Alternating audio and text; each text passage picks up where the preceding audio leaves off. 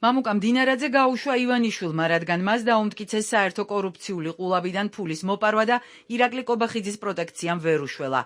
ამის შესახებ ნაციონალურ მოძრაობაში განაცხადეს. ლელოში კი ფიქრობენ, რომ შემდეგი ირაკლი კობახიძეა.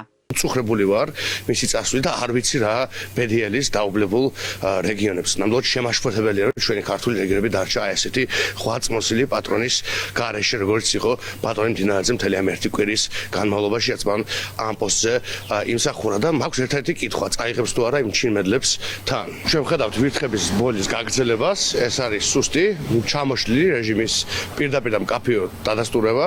ჩვენ ახლა ყველანი ვუყურებთ, როგორ ჭამენ ივანიშვილის ვირთხები ერთმანეთს, სხვა ფრაქციები, სხვა კლანები და ეს არის ზუსტად ივანიშვილის ხელწერა.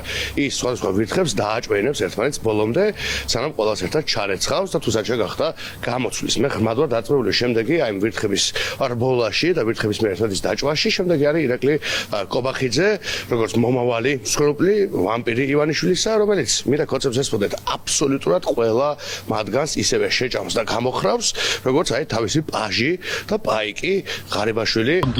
არა მხოლოდ თანამდებობიდან გაუშვეს, არამედ გაუშვეს პოლიტიკიდანაც. გაუშვა ივანიშვილმა, ვერ უშველა ირაკლი კობახიძის პროტექცია, ვერ უშველა ვერაფერმა, ვინაიდან მას დაუმტკიცეს საერთო ყულაბიდან, აი კრიმინალური, კორუფციული ყულაბიდან ფულის მოპარვა.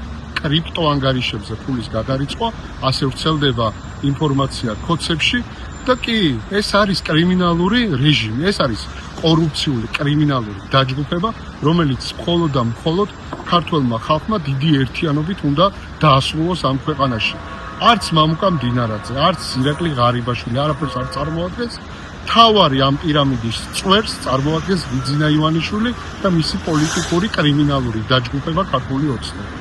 დინარაძის ჯერიც დადგა. ქოს დეპუტატებისთვის ის განსაკუთრებით ახლობელია. 9 წელი ერთად იყვნენ პარლამენტში.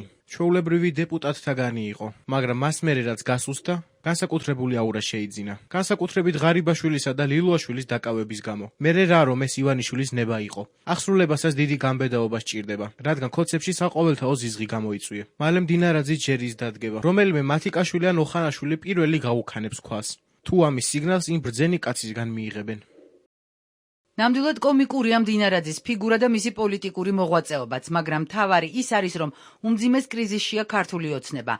მსგავსი ღრმა ეროზია ზუსტად იმ სისტემის ბრალია, რაც ივანიშვილმა შექმნა და ილუზია ჰქონდა, რომ უძლეველი იყო. კობახიძესაც სულ რომ მოულოდნელი შემცვლელი მოუძებნოს ამ კრიზისიდან ვერ გამოვა ივანიშვილი. ასე ემართებათ ქვეყნის ინტერესების ხარჯზე ფულზე დახარბებულებს. დინარაძის პოლიტიკური რენომე ან რაიმე მნიშვნელოვანი საზოგადოებრივი რეიტინგი პოლიტიკაში არასდროს არსებულა. ისევე როგორც არ არსებობს კობახიძის შემთხვევაში.